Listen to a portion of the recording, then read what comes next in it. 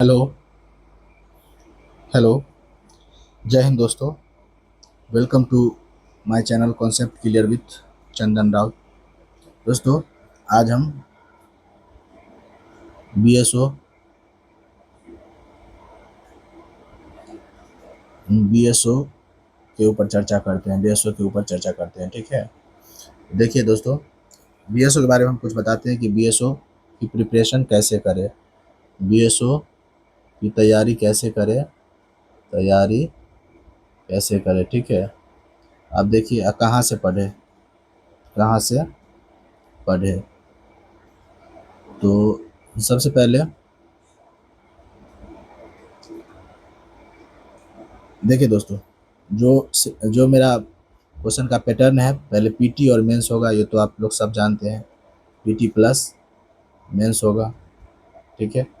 PT plus mains होगा, ये तो सब जानते हैं। पीटी में जो है, पीटी में 150 मार्क्स होंगे। पीटी में जानते हैं कि आप लोग 150 मार्क्स होंगे। इसमें से जो रीजनिंग का जो होगा,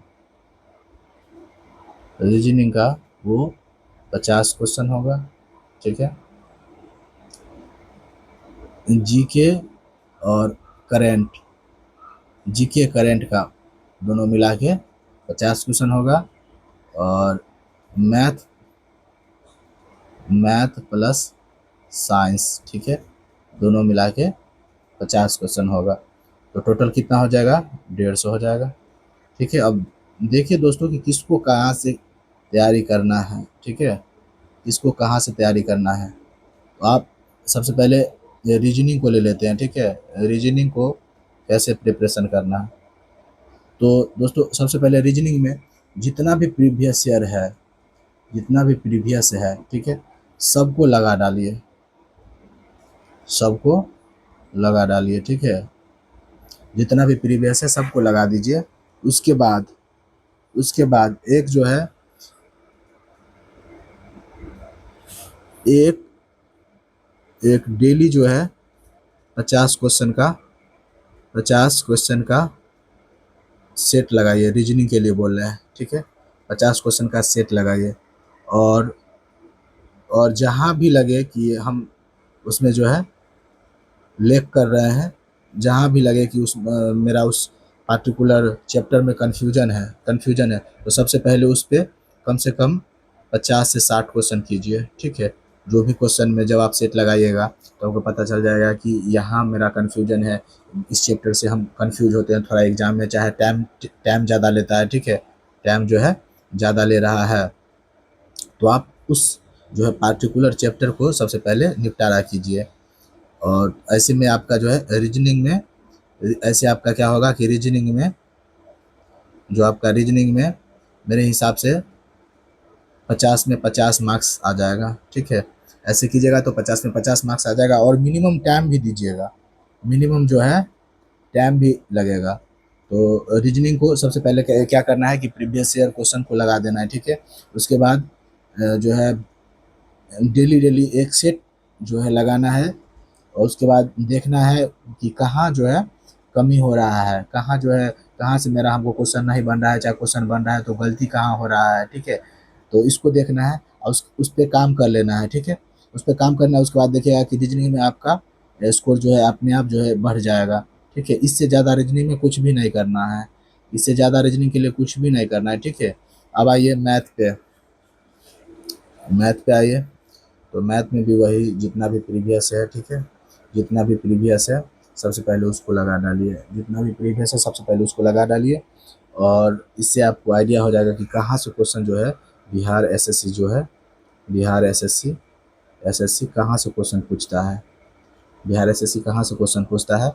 तो सबसे पहले प्रीवियस को लगाइएगा तो आपको पता चल जाएगा कि इसका बिहार एसएससी का जो है क्वेश्चन पूछने का पैटर्न क्या है।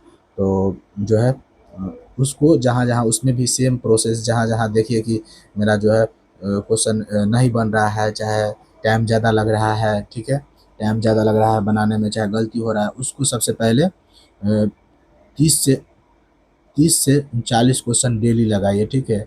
30 से 40 क्वेश्चन डेली लगाइए उस पार्टिकुलर सब्जेक्ट पे जहाँ आप लेख कर रहे हैं।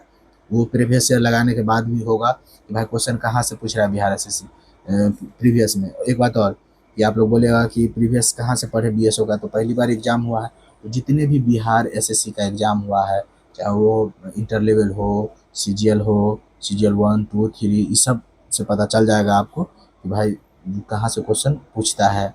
जो बिहार एसएससी का क्वेश्चन क्वेश्चन जो है पूछने का तरीका क्या है, पैटर्न क्या है, यहाँ से आपको पता चल जाएगा। ठीक है, तो आप लोग क्या कीजिए, सबसे पहले प्रीवियस ईयर लगाइए। उसके बाद में आइए आप जो है क्या बोलता है, जीके पे आइए। तो जीके जीके देखिए सबसे बड़ा गेम चेंजर होगा। जीके जीके प्लस जो करंट होगा सबसे बड़ा गेम चेंजर होगा। तो इसको देखिए, एक तो बेसिक है कि भाई आपको लूसेंट पढ़ना ही होगा। बेसिक है कि आपको लूसेंट जो है पढ़ना होगा। लूसेंट अच्छे से पढ़िए, कम से कम 4 से 5 बार आपको लूसेंट पढ़ना पड़ेगा, इतना टाइम्स। ठीक है, 4 से 5 बार, 4 से 5 बार आपको लूसेंट का बुक पढ़ना पड़ेगा एकदम बारीकी से। ठीक है, एकदम बारीकी से। इसके अलावे भी करना है भाई साहब, इसके अलावे भी करना है। इसके अलावे क्या करना है आप लोग देखिए, इसके अलावे क्या करना है। अगर आपके पास नोट्स है, आपके पास नोट्स है, ठीक है, नोट्स है अपना बनाया हुआ, अपने हाथ से लिखा हुआ, अपने हाथ से लिखा हुआ, हाथ से लिखा हुआ, ठीक है, लिखा हुआ, तो वो सबसे बेटर है। ये जो है सबसे बेटर है। क्या है कि आपको नोट्स को, अपने नोट्स को जो है कम से कम 8 से 9 बार पढ़ना है। 8 से 9 बार एक एक पॉइंट को, एक एक चीज़ को, ठीक है, एक एक पॉइंट को 8 से 9 बार पढ़ना है।